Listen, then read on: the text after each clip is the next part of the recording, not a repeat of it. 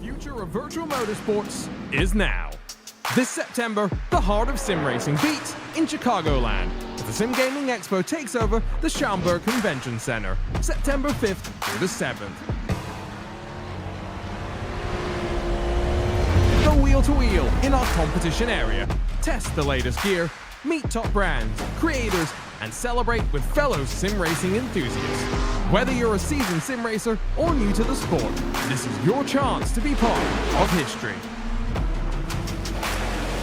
To purchase tickets and see the full exhibitor lineup, visit simgamingexpo.com.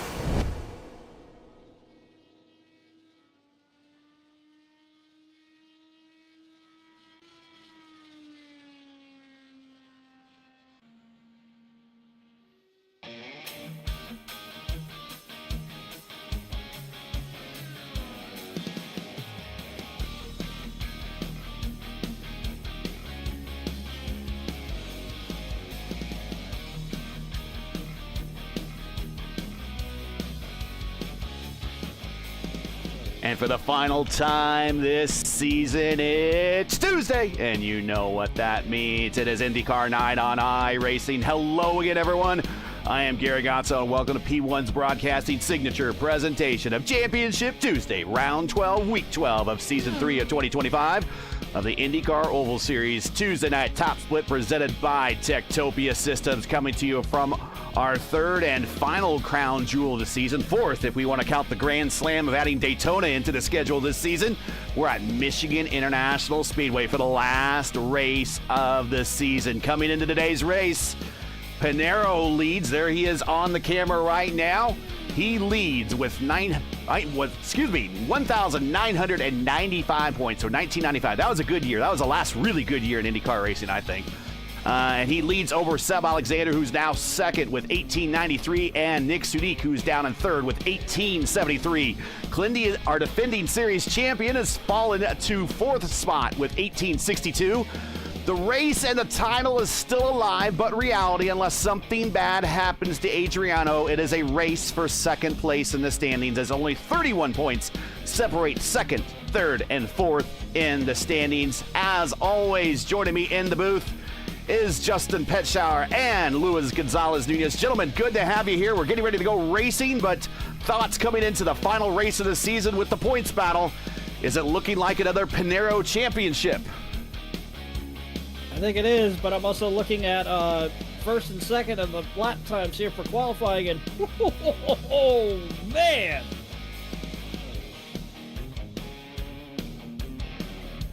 What say you, Luis? I always said this. In any place when I coming with Michigan is 40. The first 40 laps is like a meh. The last 20 is like when the show time. So we have to wait for the last 20 laps when it's happening. Yeah, we have these cars have been around for so long. We kind of just know and how to predict how these races are going to shape up here at Michigan in these cars. And here is today's starting grid. Tonight's starting grid for the final time this season. Go right ahead, Justin. Well, like I said, I was looking at first and second of the qualifying times, and wow! A 486 to a 487 between Adriano Pinero and Robert Malechka. Jacob Oster will start third. Nicholas Sadiq starting fourth. I still profusely apologize for what happened at Milwaukee, Nick, so please forgive me on that one. And right, I got the top five. It is Casey Povolones. Sixth, it'll be Jason Brophy. Dave Mitchell starts seventh. Mike Willow starts eighth. Adriano Paporti starts ninth, and rounding out the top 10, it is Logan Edwards. Gary. Oh, I didn't know you were going to pass it back to me. Wow, here we go. Going down to the next page here, we got Trey Shadid and Miguel on row 6. Clindy and Murph, the 9 and 10 cars. In row 7, the Prodigy, Indy Kirkenbauer, and Crash Neon in row 8. Hollenball, he showed up. He said he was going to make it here tonight. So, Matt Hollenball, welcome. Thanks for showing up, my friend. He is up next to Alliance member Seb Alexander, second of the points on row 9. And then the Hyperstar and Frankie Gwynn on row 10. And then we get back to the next. And then shotgun on the field. We only have 22 cars taking the start today. We got El Patron, Antonio Estrada, and Caleb Brashear in 22nd. That's your 22 car field. Sorry for the toss there. I went into a sneezing fit off mic, so I didn't want to blow everybody's eardrums out. So, yeah. It's called, we have a little bit of a storm rolling in, and there's a bunch of pollen and stuff blowing around, and it's gotten my allergies just a little bit flared up. So, yeah. Gotcha. We're semi-pros at best. I caught it. I caught the toss. Well, what do you say, boys? 60 laps at one of the best race tracks around for IndyCar racing, and let's go out with a bang, because we got a lot in store for season 4 of 2025. This is our super speedway, basically. Coming off of corner number 4. And of course, Jacob Oster with his unique way of warming his tires up. What do you say, boys? Pace car's off. Let's go. Pace car is off. Field is under the control of Adriano Pinero. Malechka second. Oster, Sudik, top two rows, top 4, barreling into turn 1.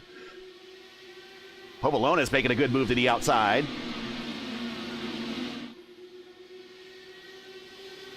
Already a good start as they come off of turn 2 down the back straightaway here. Okay. I think Oster going to the inside. He is going to bail to the back. Probably a smart move on his part, because we've seen these races turn into a bit of a pack race, depending on the track temperature. And, of course, Nick Sadiq coming over the radio and say, you hate to see it. But in hindsight, it's a smart strategy. Well, eBay Crash Neon's going back there as well, so another smart call on those two parts there. There is Crash on the outside of Seb Alexander.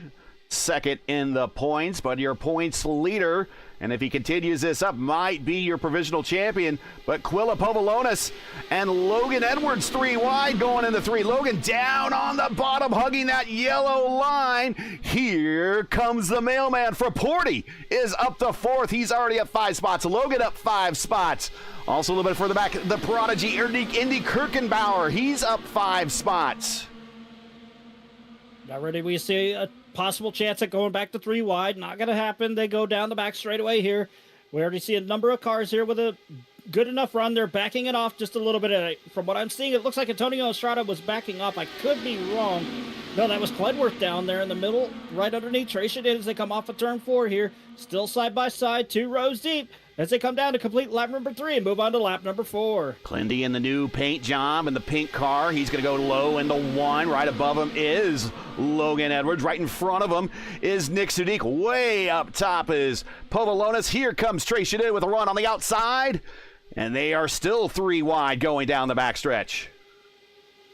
They were 3 wide momentarily going down the backstretch here as they go into turn 3. Glenwood still on the bottom of the speedway now as we see Jeremy Miguel going on the high side there, trying to force the 3 wide. It's not going to be a 3 wide situation as they come to the start-finish line. Jeremy Miguel with that run, he will pull away and get in front of Kyle Glenworth. He will move up to the 10th place position. Now he's looking for more as they go up into turn 1. He goes underneath Indy Kirkenbauer, and he will try and go underneath Casey Povolonis as they're 3 wide in front of him. And trouble in the back! 2 cars! Kirkenbauer Andy. and Miguel. We were just watching in on. I switched to an in-car as all hell broke loose there. We will show you a replay. Oh, I think. Oof. Go back a little bit I think further so. than that. Andy went to the wall and he getting scary about the wall. He went bouncing to the left.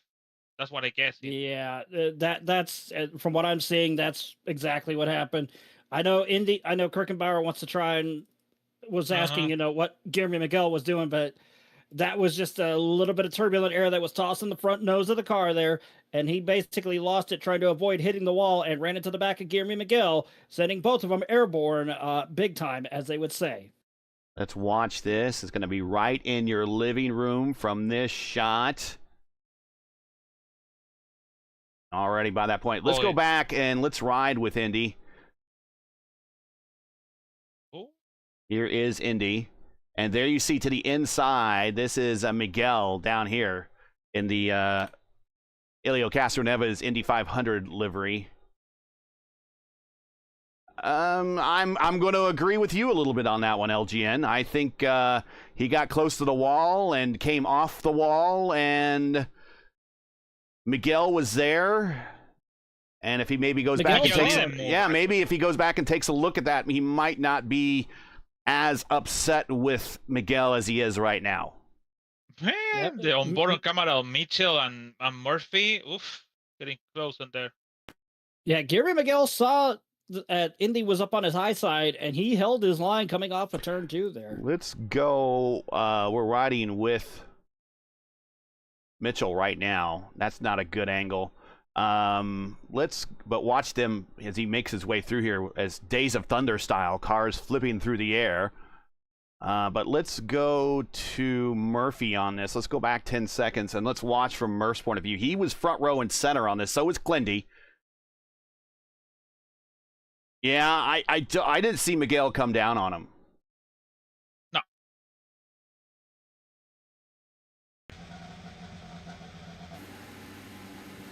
All right, so we are back underway. Clindy going well to the inside of the racetrack. Maybe taking a tour of that pavement down there. He is back joining the main course now. But up front, and as an all-Brazilian party, Pinheiro and Fraporti running the point. Logan Edwards up 7 spots. In fact, the top second, third, and fourth, they are all up 7 spots. Mark Murphy up 8, Crash Neon up 9, as a lot of cars have decided to come down on this yellow and answer maybe an early call to pit road. Interesting strategies that are going to play out. We'll see if they work out in the end, though. But this is Michigan. Anything can happen. I guessing, but everyone just put fuel. I don't see only Ulster change the tires, and that's it. The other one just fuel. Yeah, basically all the people came to the pit just pump fuel, and that's it.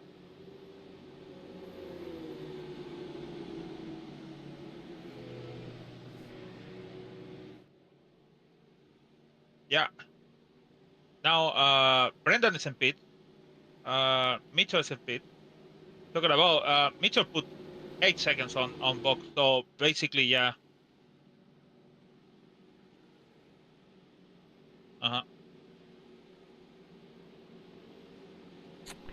As we are going to go green next time by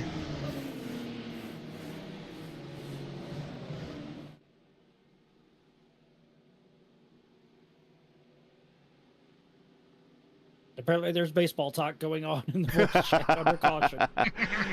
And today's strength of field, by the way, is a 5,200. So all of the Grand Slam races this season have been 5Ks. Started off with Daytona with the 50.97, Indianapolis with the 54.16, Pocono with a 51.18, and now Michigan with a 5,200 flat. So thanks everybody for showing up for these big Grand Slam races. They do not show up on these 4 races, particularly do not show up on a schedule very often. And we want to thank everybody for showing up and making them very special. To have Daytona, Indianapolis, Pocono, and Michigan on the Indy Oval schedule is quite the pleasure. Green flag in the air. It's Pinheiro, Fraporti, Edwards, Shadid, and Casey Povolonis. Your top 5 as we resume action here on lap 9. Going through turns 1 and 2 now, you'll see a number of cars here maintaining single file here with a couple of cars trying to peek out and get clean air as they come off of turn 2. Already it looks like one car might have just bounced off the wall just a tad bit. I believe that was Seb Alexander that smacked the wall coming off of turn 2. Yes, it was. It was indeed Seb Alexander. But no harm, no foul. Looks like he's still maintaining that speed now right behind Frank Ginn and Matt Hollabaugh. Murph is flashing, so we got the camera focused on Povolonis. Murph gets by Povolonis as up front, Pinero down on the white line, old IRL style around this place, as he is bringing Logan Edwards with him to the front. Trey Shadid now in fourth. IndyCar has raced at Michigan 56 times between 1968 and 2007. It's hard to believe as Frankie Gwynn goes fastest that time by. IndyCar has not returned back to Michigan since 2007. That is a crime. I mean, since we lost Montana, can we go back to Michigan? Rapporti tries to come down the racetrack, but Logan Edwards was there on the inside. We have 5 cars under a blanket at the point. Murph in 6th, Crash Neon 7th, Malechka taking a trip back to 8th right now and just kindly and calmly watching all the action unfold him.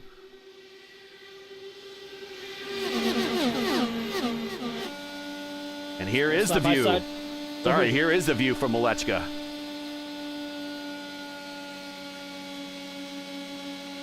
Don't look now. Look underneath Robert Malechka as they come through the corners here.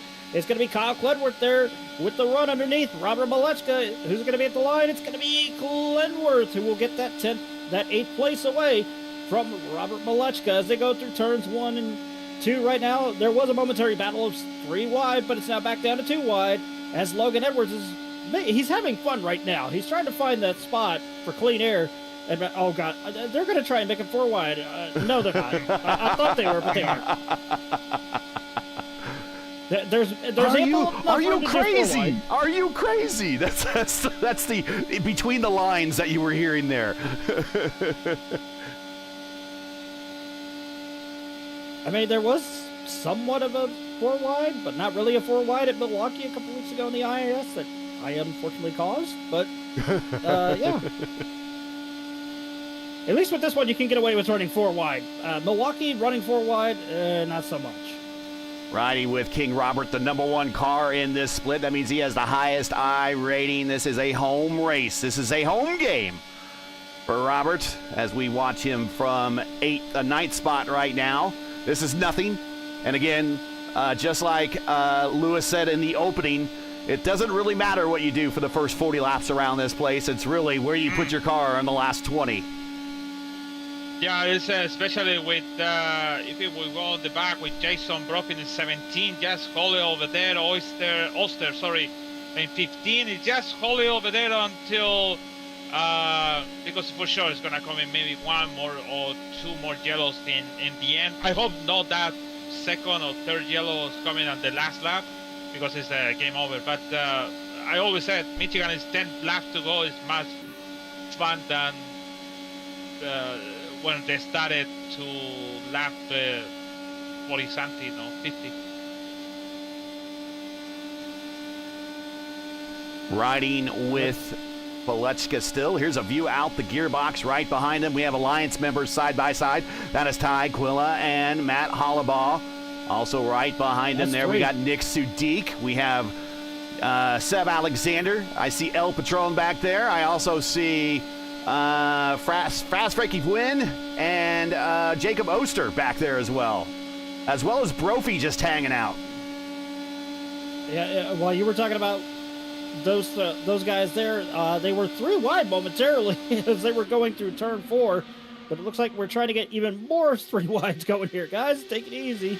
I know we're putting on one heck of a show, but let's not have any more schmozzles, as you want to say. Schmozzles sounds like the beginning of Laverne and Shirley. Anyways, if you enjoy P1's coverage of the IndyCar Oval Series, Tues that top split presented by Topia Systems, and that you respect the stream, please do us a solid. Make sure you support us by subscribing. And while you're at it, don't forget to smash like and click the bell so you don't miss out on future P1 iRacing broadcasts. Want to thank Topia Systems for their season-long endorsement of this series and their sponsorship. Thank you very much. And everybody, if you do need a new rig, now is the time to get one. Check out Topia Systems. The link is in the description. I am running a Topia system. If you like the graphics and the frame rate that you see here, you can expect more of the same with a Topia system. Check them out Links you need are all in the description. Pinero for 40, Edwards, Clindy, and Shadid now your top 5 as we're getting ready to reach the first into the third part of this race. Already a number of guys that are just spread out. A couple guys that are running the high side. Some guys on the bottom. They're trying to find as much clean air as they can. But with how much of somewhat of a pack race this has turned into, trying to find clean air is somewhat impossible, but not impossible at the same time. Track record around this place set back in 2000, a lap of 2:34.9 by Paul Tracy. Your all-time race winners here, Johnny Rutherford has 4 wins here. One of them's a 500-miler. Gordon Johncock also has 4 wins. One's a 500-miler. Bobby Unser has 3. Mario Andretti has 3. Rick Mears has 3. Bobby Rahal has 3. AJ Foyt has 2. Michael Andretti has 2. Scott Goodyear has 2. And the guy that I'll be joining in the booth, or actually he'll be joining me in the booth this Saturday at the Sim Gaming Expo, Tony Kanaan has 2 wins here at Michigan. 1 in kart and 1 in the Indy Racing League the last time we came here in 2007. Of the 56 times we raced here in IndyCar, 22 races were 500-milers. Unfortunately, what that 2007 race is known for is Dario Franchitti going there.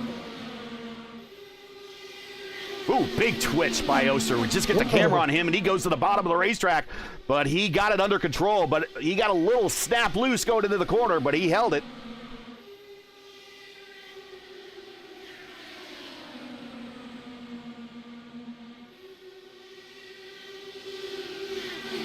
It's interesting to see what these guys are doing here. I mean, look at the front 3. I think they're trying to like swap draft, or in this case, tandem draft. It's not really working. Oh, 3 wide there as they go through 1 and 2 temporarily. Back to 3 wide now up on the high side. I believe that is Robert Malechka, if I'm not mistaken, on the very high side there. As they go down the backstretch now, back down to 2 wide. They're going to try and make it 3 wide again up in the front. Right in front of them here. It's going to be interesting to see. Almost 4 wide. Not going to be enough. Back down to 2 wide with single file straggled in between them as they come off of turn 4. There's Logan down low. Trace it in the middle. Seb Alexander moving up. We got a 3-way battle for the lead now as Clindy has ascended to the top, and he is threatening Pinero. Reporting now fading back to 3rd, but he's going to get right in behind his countryman and now get a double draft and try to cut across all 3 lanes of traffic like he's on 465 in Indianapolis. He's trying to make a run to the outside, but it runs out of momentum. Clindy still holds the high line, but Pinero still commanding down low. 3 wide, 2 rows deep, right in front of them here. It's literally 6 cars under a blanket. Now it's back down to 2 wide there. Already a number of guys that are still just, they're doing what they can. They want to make it to the next pit stop if a caution does not fly. And I'm going to be honest, with the way these guys are running, we're not going to have another caution, knock on wood. You never know with these races at Michigan. We've seen them nearly go caution free. We've seen them become caution fests. That US 500 we did in the Elite Racing League, me and you, Lewis, that had a lot of cautions. That was an old-style kart race. But the other side of the thing, we have the Indy 500 with no cautions. Yeah. So it was a nice race, that.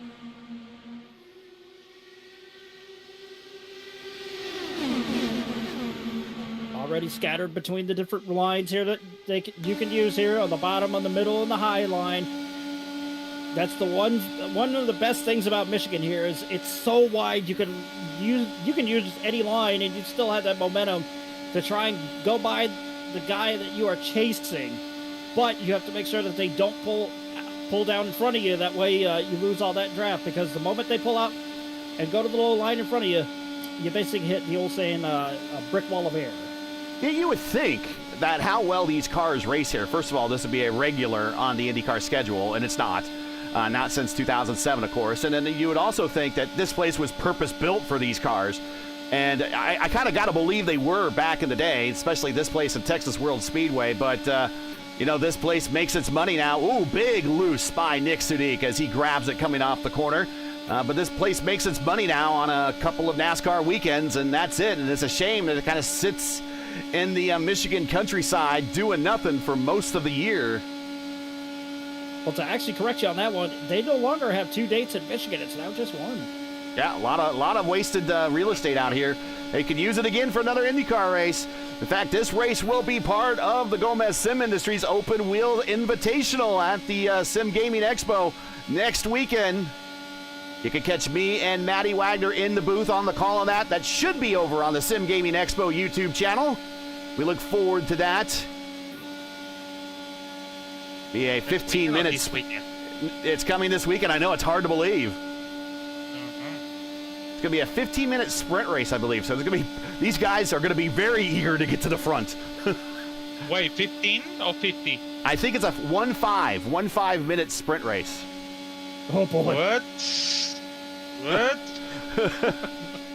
It's like a Dallara Dax or something like that, huh? Oh, look at us, 3 wide in the middle there, near the front of the pack. Still 3 wide as they go through turns 3 and 4 here. I believe that is Casey Pobolones, Logan Edwards, and Frank Guillen. They were 3 wide, but now they've separated each other. It's going to be Logan Edwards that's going to come out in front of Frank Guillen and Casey Pobolones. Now, Logan Edwards has Trey Shadid in his target side as well as Mark Murphy. Look at Mark. He's already up in the top 5. A man who always throws himself under the bus. And what I mean by he throws himself under the bus, I don't got a good car here. Oh, well, there was a contact there between Seb Alexander and Trey Shadid. Shadid got a little too close there to Seb Alexander. He had to back out of it. He saved it. Just a tad bit of oversteer there, but no harm, no foul. They make it through, safe and sound. Laporte goes 3 wide. Clindy gets really close and maybe tries to execute a bit of a side draft on Pinero. Going to have a run down the backstretch. Here comes the mailman on the outside. He's going to send it in the 3. Right behind him, we have Trey Shadid and Mark Murphy, 2 guys that have worked together before, side by side down the back straight. Joining Murph is his teammate, Seb Alexander, right behind him. Logan Edwards has been down on that white line basically all day since the start. He is currently up 2 spots, but he has been as high as 2nd or 3rd at points. Your biggest gainer right now is Seb Alexander, up 12 spots. He is currently in 7th. And Clindy up 11 spots in 2nd.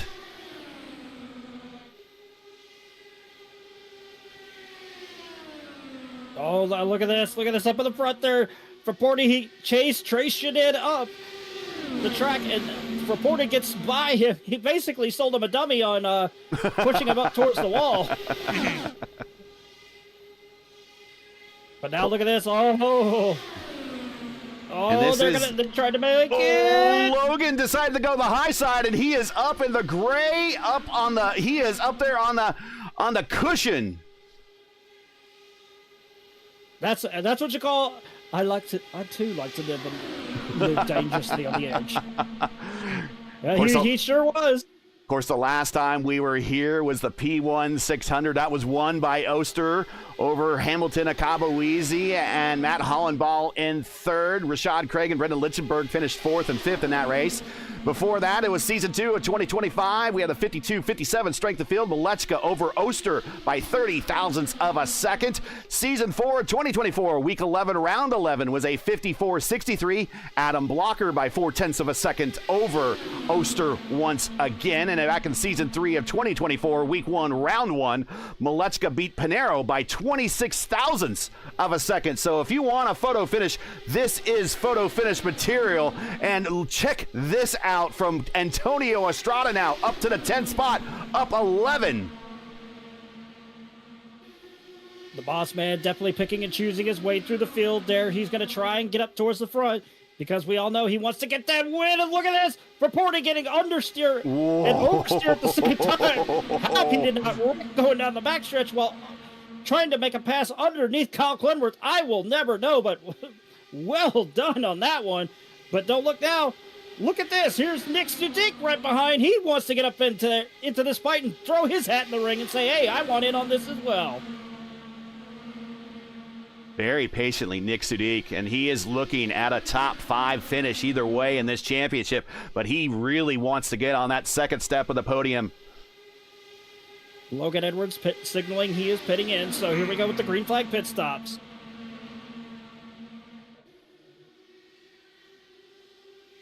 And Logan Edwards, he's got a bit of an undercut. I think he's going to be the first to come to pit road, other than those that stopped at lap 7. Nick Sudik stopped at 7. Clindy stopped at 7.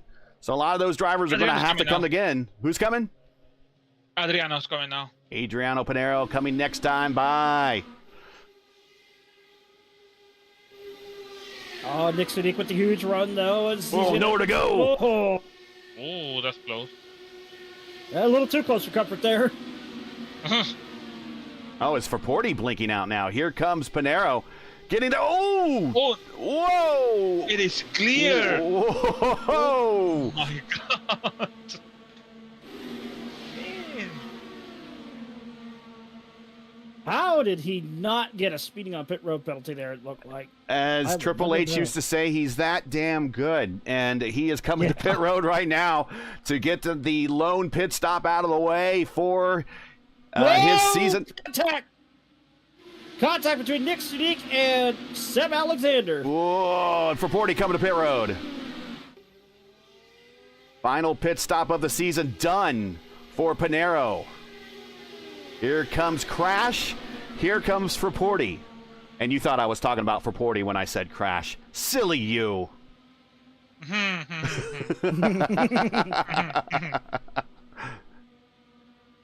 Back up front, and the leaders go around for Pinero as he is now down a lap. As Trey Shadid comes to pit road, only car this time. It is black. Oh! Black flag, and he noses it into the wall. Man. That is day over for Trey Shadid. Oh, too fast. He just came down to the apron too fast, man. I know you have this feeling like, somebody's gonna hit me, so I wanna be like pulled to the edge. But yep. Riding with Murph now, who got a huge strength of field win here a couple seasons ago, about a year ago, and got a pass there on the last lap and got the win. One of his big signature wins to his IndyCar career, pulling the... Anyway, one car around, and it was contact. Estrada. That is Emilio Estrada. That's going to help everybody that needed to come to pit road right now. Let's go back in time, take a look at what happened to Antonio. He is racing Seb. He has Mitch behind him, and this we were riding with Murph when this happened. So this was happening behind Murph. What happened? Did Mitch get him? Let's see what happens. Did maybe we have some fratricide on the Alliance members? No. It was a reaction. Mitch with just a little bit of a nudge. As Antonio up just a bit. Antonio tries to lock it down, but it goes right into the inside wall. And day is done for El Patron. So now, those that came to pit... Oh my God, another team. Before the incident with Antonio, Adriano Pinero almost lost the car on turn 1. He sliced on the exit on turn 2, and he put the car straight again. I'll say. Man. There's oversteer, and then there's oversteer. That was oversteer. Was that during what lap was that? Before the incident, Okay, let's go back. Maybe we can find it. We got time. Everyone coming to pit road, so let's the moment, find Pinero. The moment Estrada went to the incident, it happened in front of him. Okay, here we're watching. We'll ride with Pinero here. This happened in turn 1 and 2. Coming off of turn 2. Okay, here it is from Pinero's point of view. We're gonna watch the snap steer that he tries to bring the car back. Watch the steering wheel. I think he goes low here, and he catches the dirty air from these guys. And too low off the corner, that is when you get the... Yep. He all but wrecked there, guys. He all but wrecked there. But too low off the corner. That's what you call wrecking loose. And we talked about this before in other Michigan races, Lewis, when you and I do broadcast together, that when you're too low off the corner here, that is when that snap loose occurs. Oh yeah, that the first line when you're how about this transition between the first and second line? They have this gap in between. The car is make that thing. So I see Linsenberg on the back by himself, losing the car a little bit over there. You can, well, I can follow him for far chase, so I can see it like a that thing. But inside the car is like a very bad sensation though. All right, so we are watching the leader right now. It is Nick Sudik. He stopped, and of course, all those that came in at lap 7 had less to fill in their tanks to get to the end. So they all came out in front of those that haven't pitted yet. So those, again, that pitted early have a bit of an advantage. But everybody in front of Nick Sudik, our leader, which is Crash Dion, Adriano Frapporti, Logan Edwards. Pinero is in that group as well. Frapporti, there he goes. They all getting the wave around. This is an IndyCar rule. If you're not familiar with it, it just allows the leader to pick up the green flag at the next restart. So all these cars are going to have to fight from the rear. And if there's somebody, certainly 2 cars and 2 drivers that we know of that can come from the back to the front and challenge for the win here in these last handful of laps, is certainly these 2, Pinero and Edwards. But we are in the period of the race that Lewis calls party time. We are in the final 20 laps, Lewis. What are you thinking? It is going to be a short time, I mean. Now it's not. I think it's 10 to go. The people's getting crazy. You're going to see all these guys, especially Pinheiro, coming on the front. But it's really the big guys on the front. So it's going to be soon. Maleska on front and Pinheiro on front. Battle for the match, I'm going to say. But it's not match for the race, actually.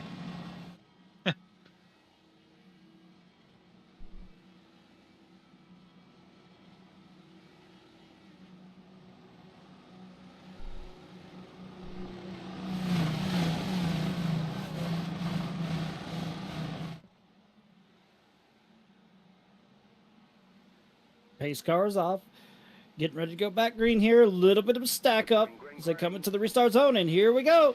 Oh, big stack up. And Brophy had to almost completely stop on the track. That way he didn't get a black flag, because if he got that black flag, it would have been raced over there for passing on the inside. 3 wide. You're right. Yeah, there was a little bit of a accordion action back there.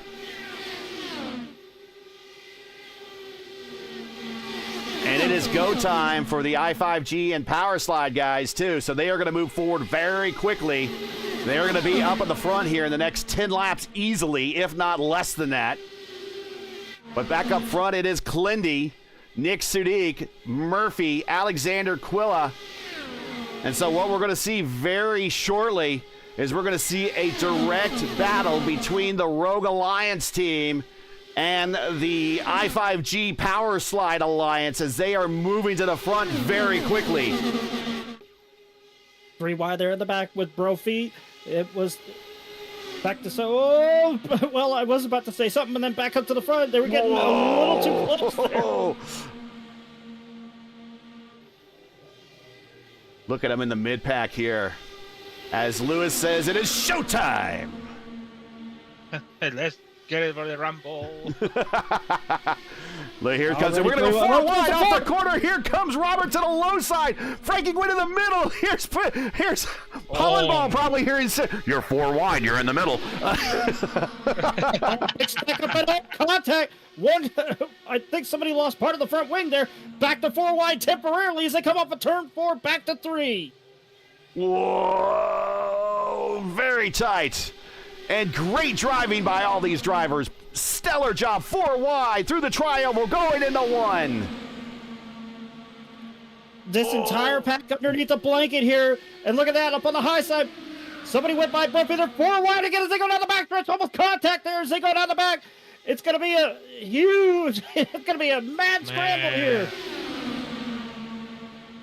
This is another race where you see on the first 10 or 15 laps. Now Four everyone is still- back in one. Four wide. They were 4 wide temporarily again, and look at this, back to 4, back to 4 wide again, 3 wide, still 3 wide in the front of them, 4 wide in the middle there. And I told you, here's Brophy, here's Lichtenberg, here's Maletska, here's Oster. Where do they go? They're wrecking, and there's a big wreck with their points leader. Piñero's out. Logan Edwards One also car on his involved. side. That is Caleb Brashear on his side down the back straightaway. Oh, that's in the. We'll watch Logan Edwards. What happened here? Oh, Mitchell lose the car. We went back a little bit further than we needed to, so we'll go back. We'll fast forward this here real quick, and then we will do a restart. When they get to turns 3 and 1 and 2 here. What happened here? Here we go. Mitchell just arco breaking it into that wreck.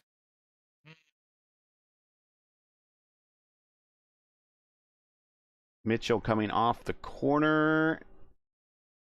I think he got a little loose. He caught it and then gets up into Edwards.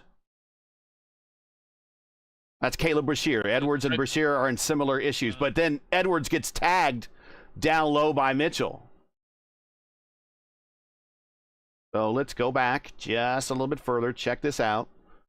As you see him get loose, I want to get a better camera angle here. This is not a better camera angle. Here, let's go with this one here.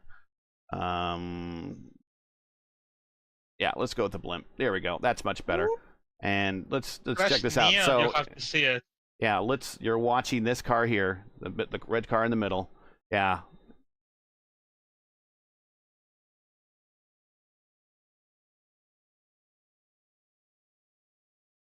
Oh.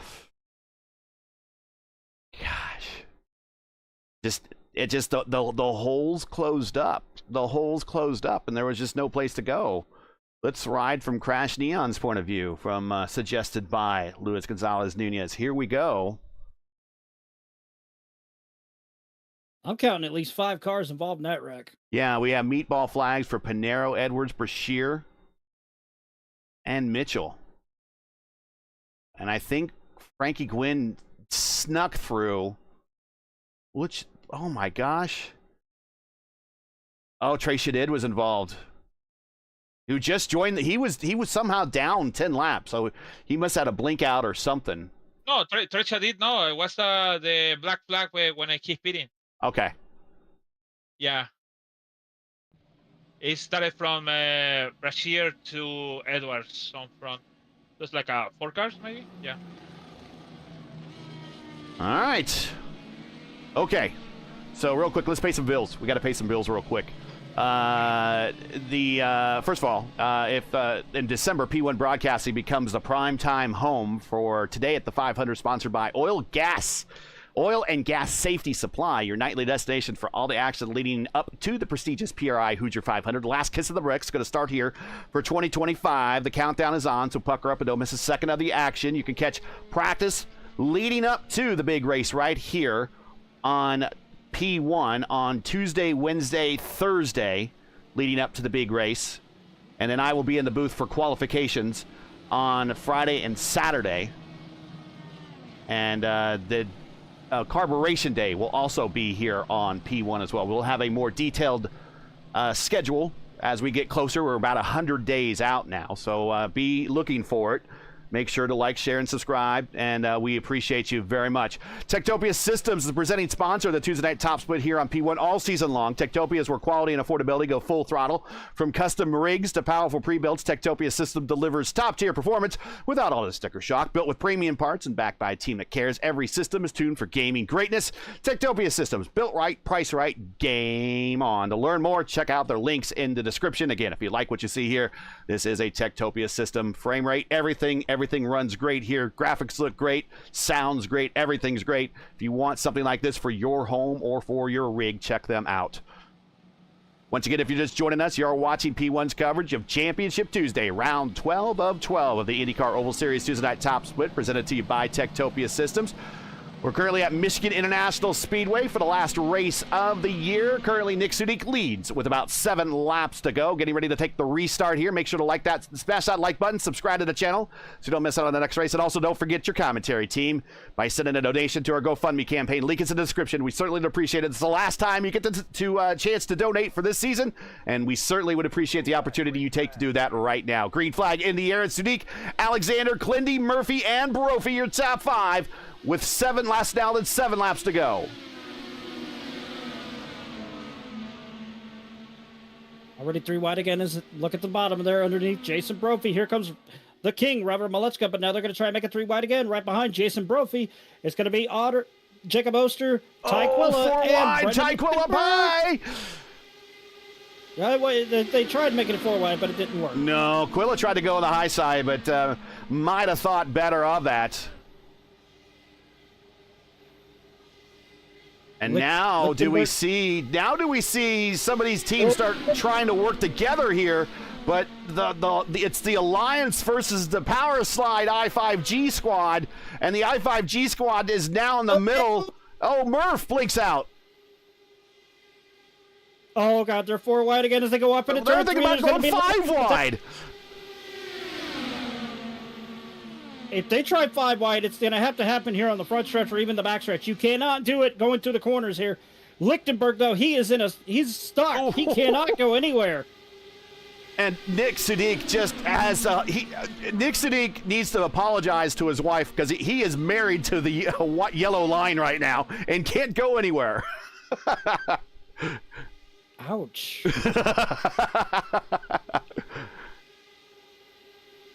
Down the backstretch.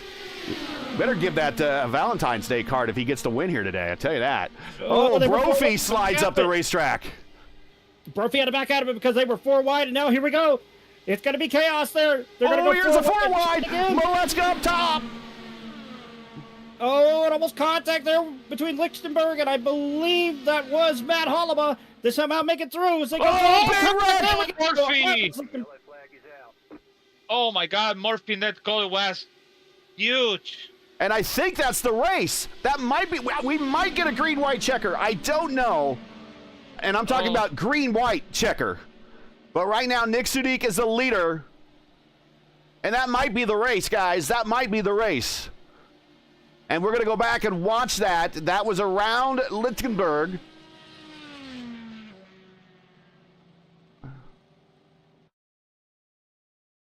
And Murphy, Murphy on the bottom.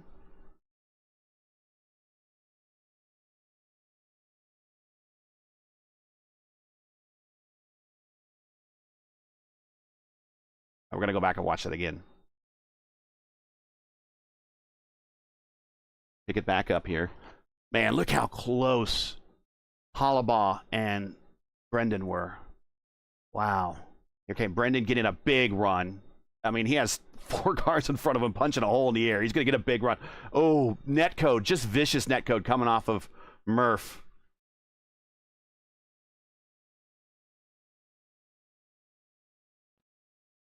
And let's take a peek. Let's peep Brophy here. And it's all going to happen right here.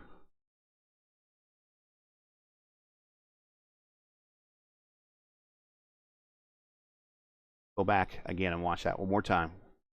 Right there in the center of your screen. Yeah, wow. And right into the side of Povolonis. Povolonis didn't even know it was coming.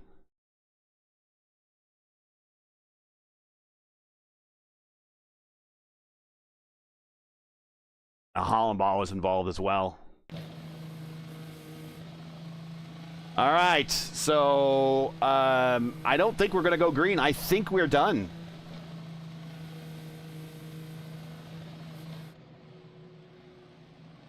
Yeah.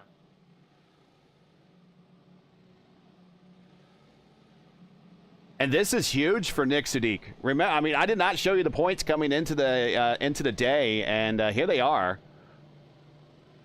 Pinero with those 1995 points. Seb Alexander with the 1893. Nick Sudik with the 1873. Yeah, I don't know if he's going to have enough to get 20 more points than Seb? Because Seb's getting a good finish out of this. He's got a top 6. I don't know. We'll just have to see how the math shakes out. We're coming this time by for the white flag, and that is going to be the race. Yeah, actually, between Brendan is out actually the race, but between Clendy's 4th to Alexander is 2nd in the championship, it's just 30 points or something like that, 60 points. So maybe Sudik is coming to the 2nd place, but yeah, I'm getting the difference in liveries of the Luke Mansky liveries. Caleb is blue and Logan is purple. Still tough to see when you guys are traveling that fast.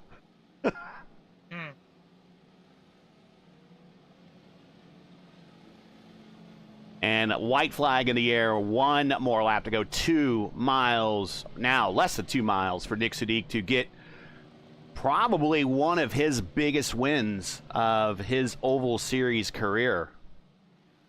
This might be one of the biggest wins that he's ever had. He races for a great team, fiercely forward. You remember, Lewis, when he kind of broke into these cars. You remember racing him in his early days. Oh, yeah. When I released my pressure for the championship, I raced 20, 25 races in New Hampshire, and I saw Nick Sudik like 10 times on the same on the same week. And it's the first time it's like, oh, whatever. And then when you see many times of the same, it's like, oh, hi, how are you, or whatever. I remember him have a 2K or 3K or 2.5 or something like that. It was long time ago. And he said, oh, you still remember that? I said, yeah, for sure. I still remember the names. And coming off of corner number 4 for the final time, big win. Checkered flag in the air for Nick Sudik. Top split victory, broadcast victory, number 1. The guy that's joined me in the booth many, many times and is well deserved. Your winner here today. We will see how the championships shakes out. Oster, 2nd again. Oster won here back in the P1 600, but was 2nd in Season 2 of 2025, 2nd in Season 4 of 2024, and now 2nd again in Season 3 as he gets a little bit of a love tap from Oster as he spins right in front of Malechka. And Season 3 of 2024. So that puts our... and actually, Sudik is going to get 2 wins in the Grand Slam this season. Remember, he got the promoted win from Daytona when Oster was disqualified. Kraus won at Indianapolis. Malechka won at Pocono. So Oster wins here at Michigan. 2 of the 4 crown jewels of the Grand Slam belongs to this guy, Nick Sudik.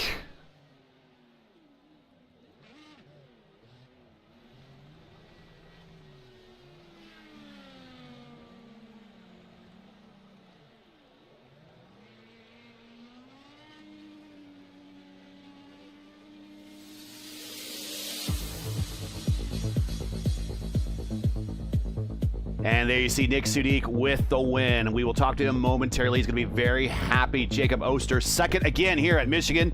That will change, trust me. Clendy in 3rd. Malechka now 4th in his finish here. Ty Quilla 5th. Seb Alexander 6th. Mark Murphy 7th. Jason Brophy 8th. Casey Popolonis brings home a crippled car in 9th. And so does Matt Hollenbaugh in 10th.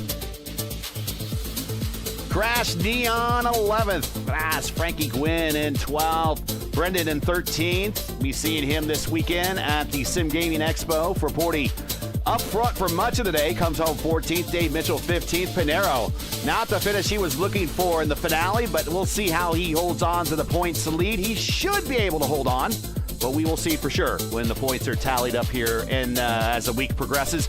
Logan Edwards 18th. Trey Shadid 19th. Caleb Brashear in 19th. I don't know why they're both at 19th. I don't know. We'll just call these unofficial results. Antonio Estrada in 21st. Miguel in 22nd, and Kirkenbauer in 23rd. But we will see how, just consider these unofficial results because of that tie.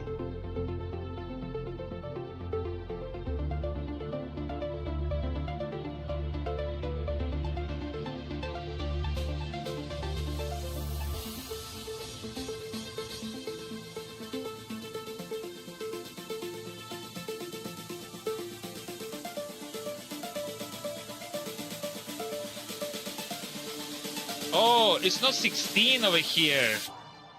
Okay, Okay. that's why.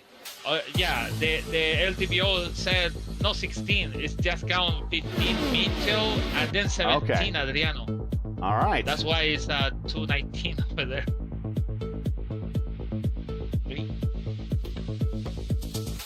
Double check that. Weird how sometimes, there is no 16th spot.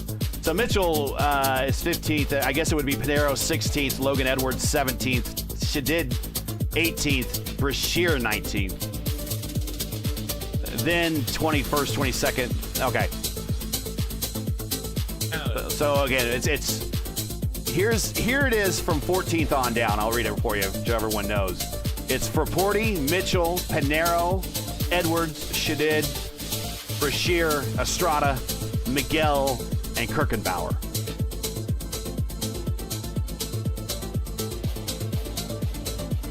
Yeah. Kind of like that. Just pretend like it's the old USAC days and they're not official until the morning after or something like that. You suck. All right, let's get on into the booth here for the final time this season.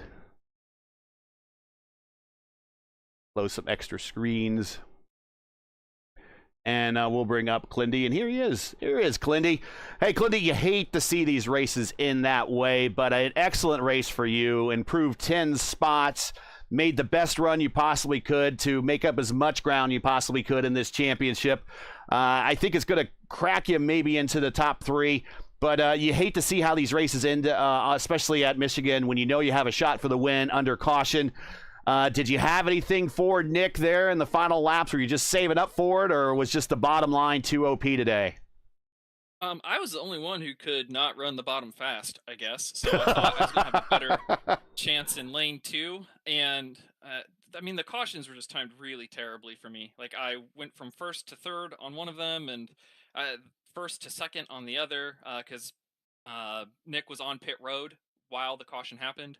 So, you know, those little breaks you can't count on, but you've got to be able to be a driver that can overcome those bad breaks. And this season, I just had many bumps in the road and that I couldn't get over.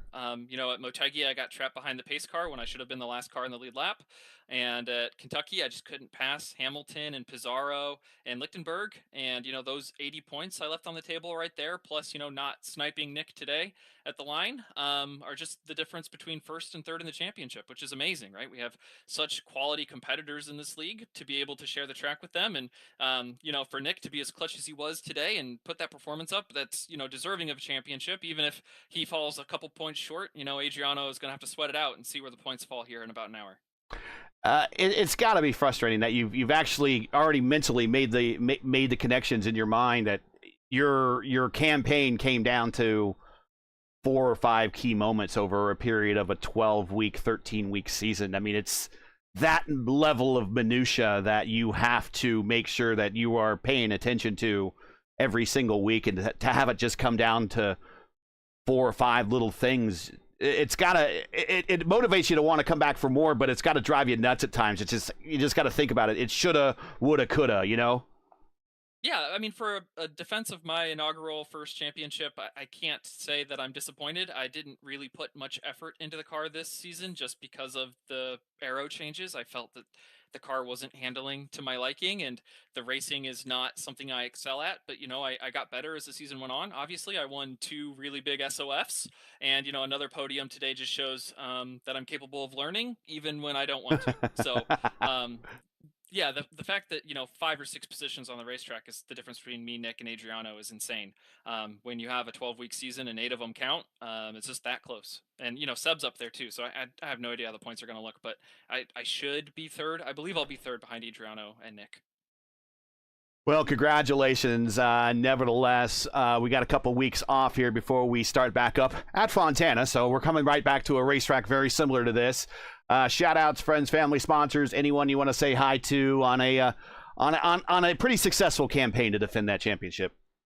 Well, this is the first podium for my mom and dad's house. So my mom's sitting right next to me. My dad's in the kitchen. I was on different hardware and I was just able to perform. So it's pretty cool to be able to do that with them beside me when they have my support, or they support me generally from 12 hours away across the country. But today I was in their living room. Shout out to Shane Coker, who runs the Votive Racing League. We'll be back after the Sim Gaming Expo, which you should come see me at. I'll be there on Saturday with my mom and see all my friends and family from P1 Broadcasting. Woo-hoo! So you should like and subscribe to this channel. Like this video right now. Give it a thumbs up, like Spike. We want to see that in the chat. Be an active chatter. We love to see that on the replay. Us drivers, we go back and watch it.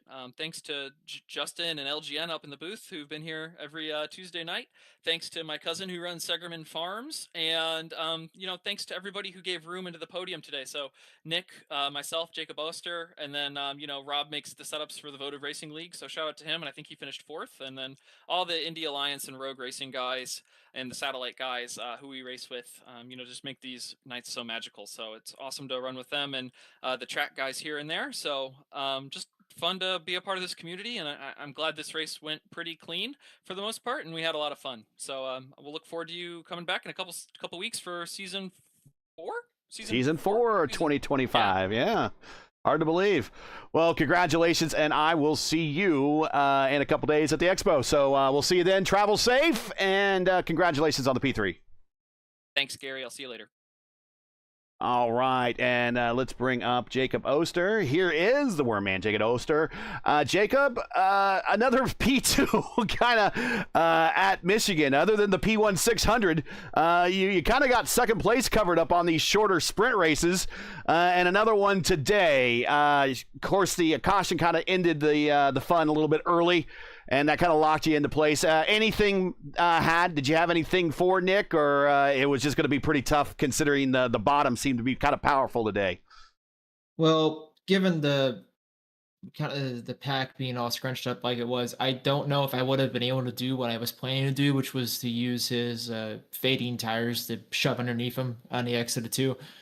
Because I feel like I could have done that, and that's what I was trying to plan to do while I was like P3, P4 in line, could just kind of shove my nose down there. But it was looking like I was going to be side by side with him going into 3 before the caution came out. Just happy to escape with all 4 wheels attached and all the wings attached. Yeah, sometimes you know how these races are. You've done enough of them that sometimes the big one occurs, and yeah, that's for sure. Any shout-outs, friends, family, sponsors, anyone you want to say hi to? We know you got the Sim Gaming Expo on the side of your car. Of course, that's this weekend. Anyone you want to say hi to other than that? No, I hope everyone has a good time at the Sim Gaming Expo this weekend. I will not be there, but I look forward to hearing all about it, and I really hope to be at the next one because I want to make that event in person because it does seem like a fun time. But, yep, just thanks to the usual crew, Rob, Jason, Brendan, everyone for kind of just chilling around, and good win to Nick. That was a well-managed race at the end. Well, good to see you here again. And, we'll be at Fontana in about 2 weeks. I'm assuming we're going to see you there. So we will see you in about 2 weeks. If not, definitely sometime after. But congratulations on the P2 today. All right, thank you, guys. All right. And he didn't lead any laps today, but there's his stat line. Started up front, faded. We saw him in that first lap go all the way to the back and came right back up to the front. That's Jacob Oster. Let's bring up a very happy Nick Sudik, and here he is all alone. There he is. Now he's in the interview room, all alone in the waiting room. Nick, big win. First question, I'm not going to talk about the race. Biggest win ever? Up there? Biggest win ever? Second biggest win? You tell me. You tell me. We were talking about it in the server when we were pacing to the checkered. Yeah, I'm pretty sure this is the biggest SOF win I've ever had in any discipline, like road, hear random GR86 race that had Gresham Wagner in it. Like I'm pretty sure Wagner. There's a name. Yeah. There's a for the path. That's like one of my crowning achievements. Just like a little self pat on the back. Me and Gresham ended up together in a PCC race at like midnight or 1 a.m. and we had a battle for like 9-10 laps straight at Barber, and it was the time of my life, and it ended up forcing him into a mistake, and he crashed, which is kind of funny. But that's the beauty of sim racing, everybody. You get to do things that financially or physically you might not be able to do in the real life. So but yeah, getting back to on topic, yeah, this is I wish it would have ran out. Like I wish we could have raced it out, because we were throwing haymakers, man. Like we were touching wheels, we were hitting, but it was like within the bounds of respect. Like nobody was really doing anything egregious. It was just the nature of the conditions, and the wind might have changed a little bit, or who knows. I didn't have a wind indicator on, but like it was wild, man. Like yeah. So yeah, what do you want to talk about? Well, I mean, let's talk about your race. You started up front, but you made you took an opportunity, made a decision very early on to go in on that pit stop on the lap 7, and we're watching actually that replay of that right here. The lap 7 incident. What made you decide that you wanted to hit pit road then and go to the back of the pack? Honestly, just being able to stay out a bit longer. For 2 reasons. It kind of didn't play out that way because everybody started pitting way earlier than the pit cycle allowed us to when we filled up. Even the people that pitted with me, besides like Rob and a couple others, stayed out still. But being able to kind of stay out and have those tires at the end with the track as hot as it was, tires didn't make a ton of difference, but they definitely mattered, especially if you were trying to make moves down low. So just having those freshies, or those more fresh tires even at a sprint towards the end would have been more beneficial. Plus you could also stay out on track, not get lapped, because you run the risk of going a lap down if you pit here. It's really close, but I always like to stay like that, and I got validated because Rob came down with me, so I was like, oh, clearly I'm making the right decision. But I mean, that's usually the game plan at these big ovals for me anyways, is just keep the nose clean and until you see an opportunity. But yeah, the pit in was lucky. I got in my box, and as I was getting in my box, the caution waves, and I'm like, oh, please don't lap me. And I got like 5 seconds to spare, and yeah, I had to kind of weather the storm there. Apologies to Seb. I already kind of apologized to him in the server, but like we had a moment where Fraporti was trying to pit from the 3rd groove in front of us, and I saw his car start to go down a little bit. So I lifted, but it took the downforce off my car, and then I slid into him, and it was about almost really bad. But Seb is masterful car control.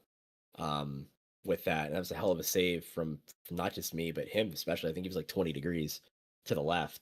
And then after that, yeah, it was just kind of sweating it out, just trying to make the right chess pieces place at the right time. Kyle got me off the restart, so shout out to him, but I was able to keep close, and his right front was really dying, so I definitely could have held him off there once his tire started to go, because I think most of the time I was up front and getting to the line before him. So, but yeah, unfortunately there was a couple scuffles in the back, and a win's a win. A win, it doesn't diminish it, but I really would have loved for the end of the season to kind of race that out. Well, here's what I say about finishing under caution. Every single one of Dario Franchitti's Indy 500 wins was under caution. Mm-hmm. So, yep. And one of Rick Mears was under caution. So I don't think those are any less wins. At least I don't think they count them as any less wins. So I would take this one, and I would bank on it. Final question for you here before we let you get to the shout-outs. Running that bottom line, it seemed to be the preferred OP line. At least that's what it looked like to us on the broadcast. Was there any hope for somebody passing you on the outside, or did you think you had it pretty well covered? Because I know Clindy was trying to bank for an outside pass, and Oster was talking about maybe getting underneath you coming off of 2. That sounds like that might be the only plausible way to get by you. Was there any way to get by you on the high side? Yeah, you could have built up a run. It would have taken about a lap and a half to build the run. But if you were to cut down, like kind of like what Jacob said, cut down from the high line to the low line, and you just have, instead of scrubbing the speed, trying to hold that line coming out of 2, you're actually using the momentum of the track to kind of cut down. There's usually enough of a gap, especially once the tires start to wear, to be able to finesse whoever was in front. Clendy obviously got past me off the restart, just with the draft momentum, and obviously if you could get clear enough path and you were daring enough, you could cut through the middle and then just hang somebody out. It would have been tough though, but it's definitely possible. I think at least the conditions we had in this race, I think it was definitely possible that with the tire wear that we had and with how the age of the tires, it was like prime to be able to actually make moves everywhere on the track. But you had to be really strategic on it, because if you faltered, you're going to go backwards. So, but yeah, I would have loved to have raced Jacob. We don't get to race too much that often, but it was really building up to a finish, and great job from him, and I think Brendan ended up finishing in top 5 as well. Too, unfortunately, he got caught in. No, did he get? Brendan was back in 13th. Oh, that's a streamer's curse, I guess. I don't know. Sorry to hear that. Then we've had streamer here as well. I've been a part of that curse as well. It's not fun. Listen, him and I had a rough one yesterday, because we did a race together, and he did a race. I got killed in a race. He got killed in a race. So we're just joining in the lamenting there. But yeah. Now, I will say this before you go. Yeah. What did you think of that? You were talking about that's postcard material. What did you think of the postcard that I put in the IndyCar Discord? Let me look. Oh yeah, hey, yeah, that's cool. Hey, I'm leading. That's neat. Yeah. Thanks. That's cool. I like that. When you said postcard, it's like, I know just the one. Hey, before we let you go, Nick, you know how it goes here. First opportunity to really get those winner circle shout-outs in. Go right ahead, sir. Pleasure is, of course, all of ours to have you finally here. We just knew it's a matter of time. And here you are, man. Okay. Go ahead, little rip. Okay, first off, aforementioned, unfortunately, part of some scuffling as well to Adriano Pinheiro for another championship. He narrowly has squeaked it out past me, just got over the line by 20 points, it looks like. So commendable effort from him as always. And Kyle in P3 in the championship too, it looks like, coming up. So personally, hi mom, hi dad, hello. I know you're watching. Because I told you it was going to be a fun race, so thank you. To my fiercely forward family, hello. It's good to have some seat time again amidst the all the life changes and the chaos in my life, and P2 in this crazy championship, which is probably just as competitive as it ever has been. On a limited schedule, I would gladly take that. So, yeah, remember, you weren't going to do this whole championship until you got a couple races into this thing, and you're like, I'm up in the points now. Yeah, we were like 6 or 7 weeks in, and I'm like, oh crap. I guess LGN kind of held me to it. Feet to the fire. Let's see who else. Yeah, Fiercely Forward, obviously, and then associated with P1 Docs. Get all your setups. Hey, if you're running the Indy 6 hour, check out some of the sports car setups. We have some of the best builders for not just IndyCar, but just about any road discipline you can think of. Great coaching as well, great resources, and we're pretty chill for not just a setup shop, but a well-powered, well-oiled organization with our association with them. So thank you for that. Let's see here, who else? Maria is, I think, asleep. My girlfriend, of course, as always, and Dobby, our wonderful cat who's been skittish all day because we've discovered now she does not like the bathroom fan, so poor her. Give her some love. Let's see who else. You guys, P1,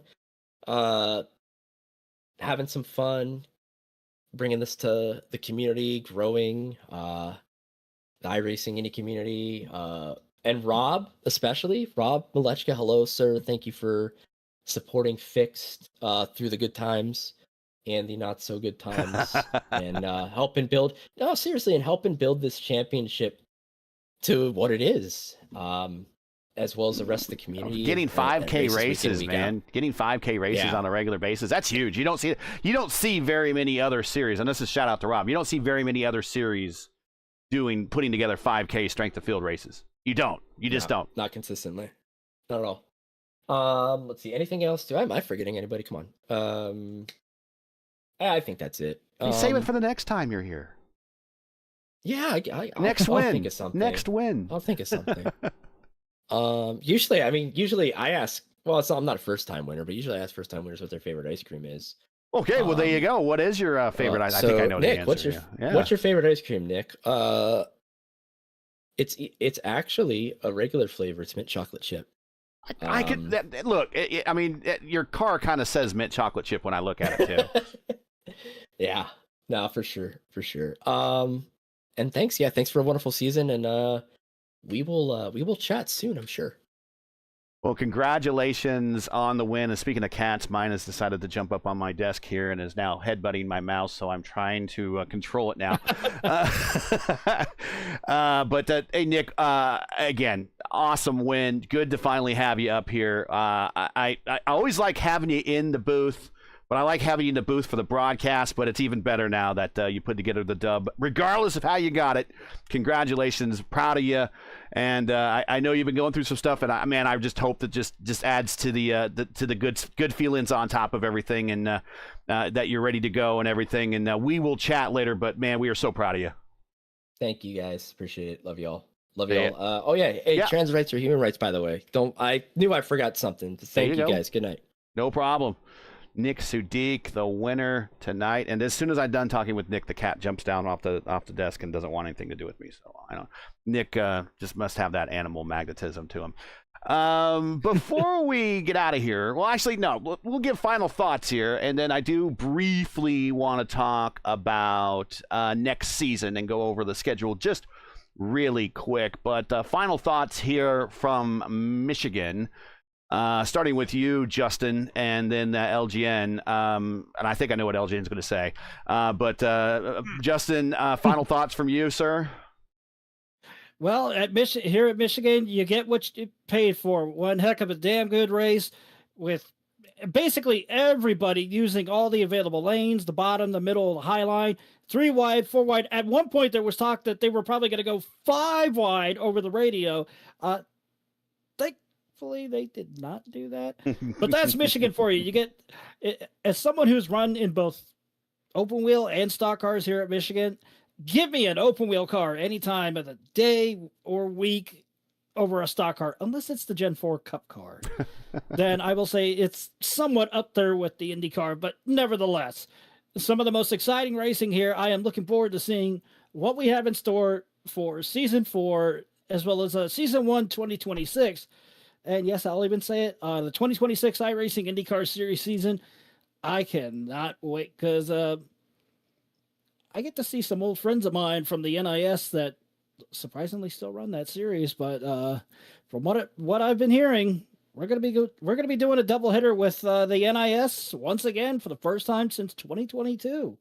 Cool. But this time it's not on a road course; it's an oval, and it's going to be a return to Phoenix International race. Well, damn, I called it Phoenix International Race. That's how old I am. It's PIR, man. It's always going to be PIR in my book. So yeah, Phoenix International. Who cares? They destroyed the old, what was left to add everything of the old raceway. So we'll just hang on the name. What the hell, Lewis? Final thoughts from you, sir. Go ahead.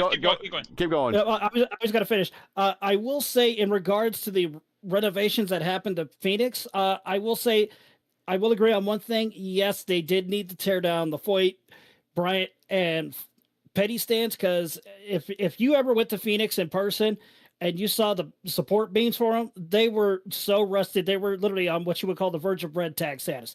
That I understand, but completely flipping it to where it's almost like Nazareth now, except in a desert-like setting. Come on, guys. Fair enough. Lewis, final thoughts here from Michigan. Showtime, was it showtime for you? Yeah, I was really excited on the end. So the last 10, 15 laps, it wasn't pretty good though.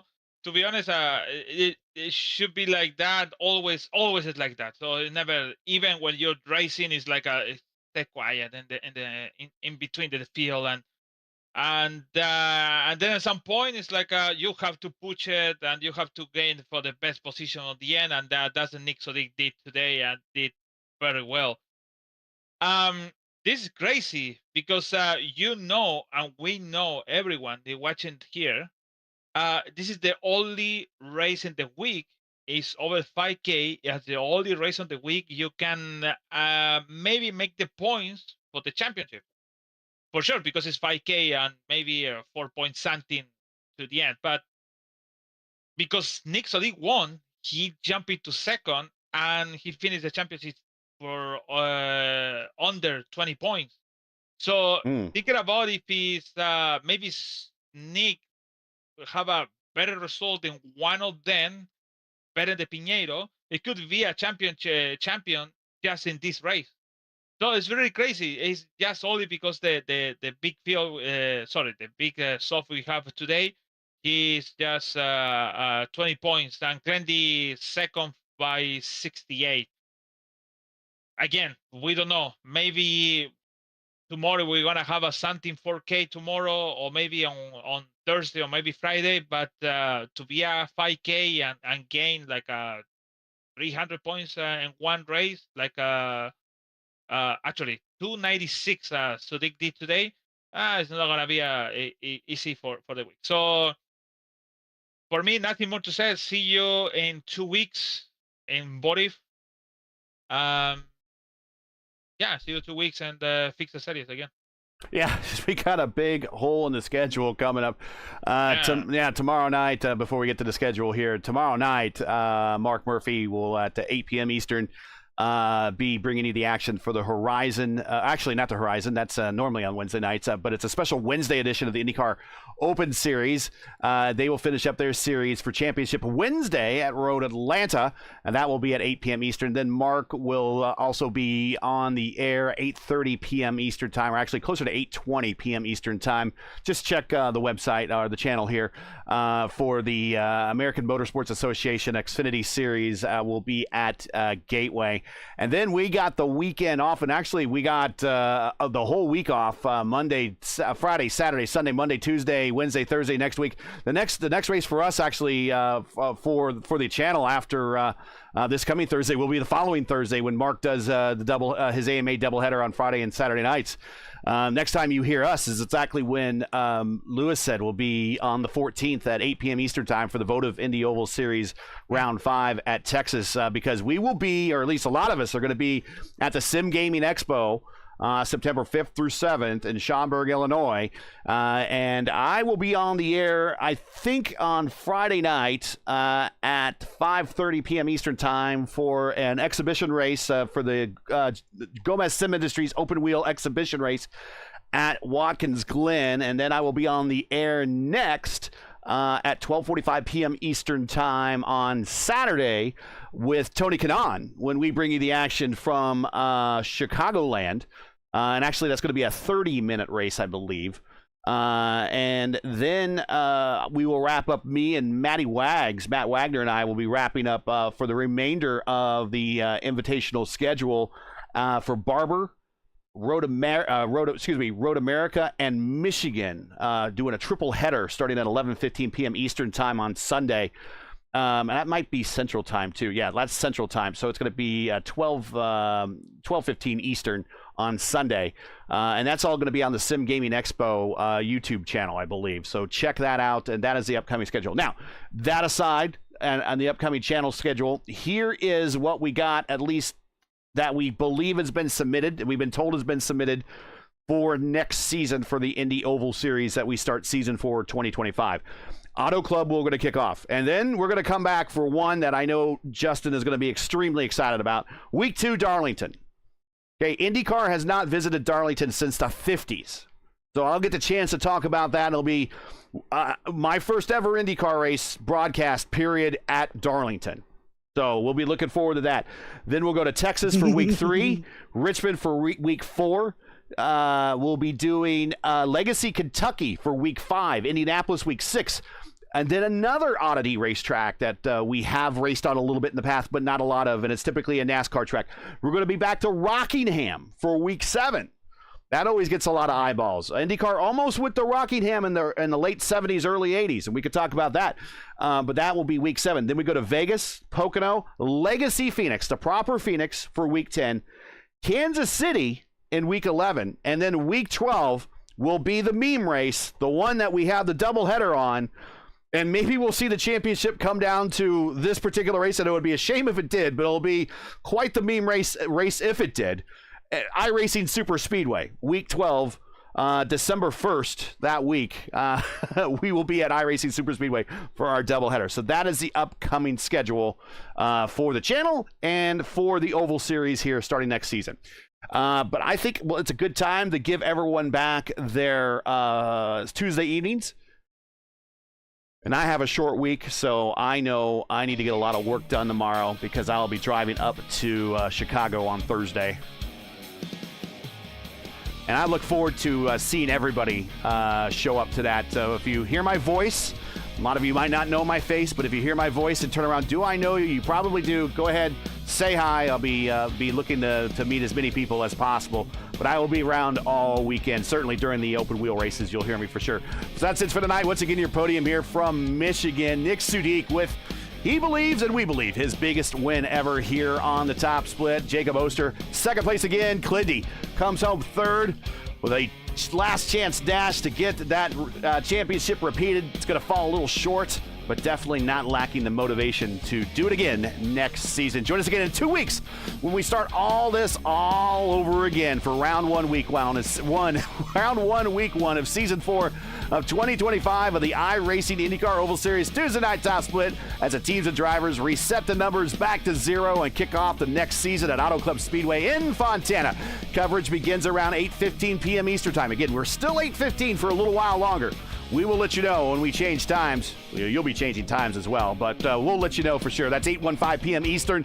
Remember, as always, for correct broadcast time in your area, you can find everything right here at youtube.com, at youtube.com/P1, at P1 Broadcasting. Hey, we love bringing these races to you. They're easy, and they require time and money to produce. If you share our passion for the sport of IndyCar and you enjoyed our coverage of the IndyCar Oval Series Tuesday night top split, please take time to visit our GoFundMe page. The link is in the description, and donate to our 2025 broadcast fund. We realize times are tough, so any contribution will be greatly appreciated. We want to thank you for watching and make us part of your Tuesday evenings each and every week, and want to thank Wags for tossing in the $10 in Super Chat.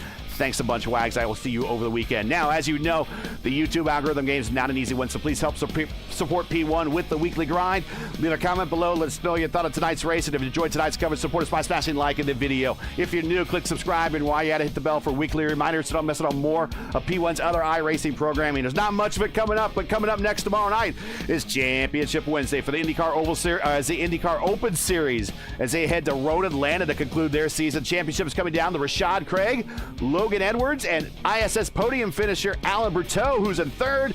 Coverage starts at 8 p.m. Eastern time right here on P1. Join us as we crown yet another champion for iRacing. Promotional consideration is paid for by the following Topia Systems. I want to thank them for their support all season long. Topia Systems is the presenting sponsor of the Tuesday Night Top Split here on P1.